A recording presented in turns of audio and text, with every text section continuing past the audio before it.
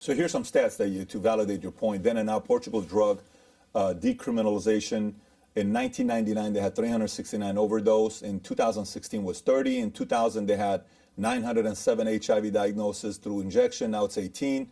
99 people incarcerated was 3,863. Now 1140 and 17. So question, how different is Portugal than Oregon?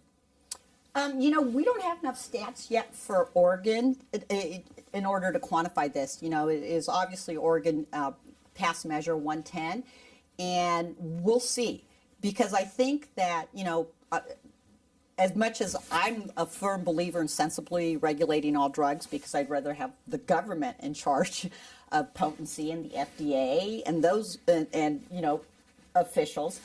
But full decriminalization like Oregon has done is, I think, going to be the wave of the future, because even last night in President Biden's speech, for the first time we mentioned harm reduction. And for the first time, I think that we're actually going to be investing in public health interventions almost at the rate that we now do for supply side interdiction. Patrick, but Portugal legalized drugs. No, but they became very stringent with the manufacturers of drugs. Correct. They really controlled them. In other words, they controlled the amount of drugs that these pharmaceutical companies were manufacturing and selling. And so they totally didn't legalize drugs, because you're still controlling the manufacture, production, and sales of dangerous drugs, even though they did decriminalize the use, as the lady here has stated. But they didn't totally legalize it either.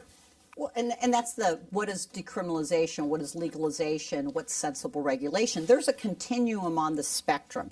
And I think, finding that, that perfect fit.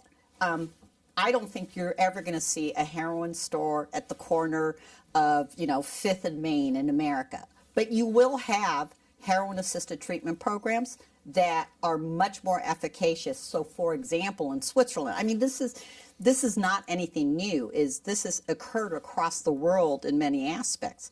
In Switzerland, heroin-assisted treatment programs, basically, the empirical science directly reflected a drop in crime from people who were in the program.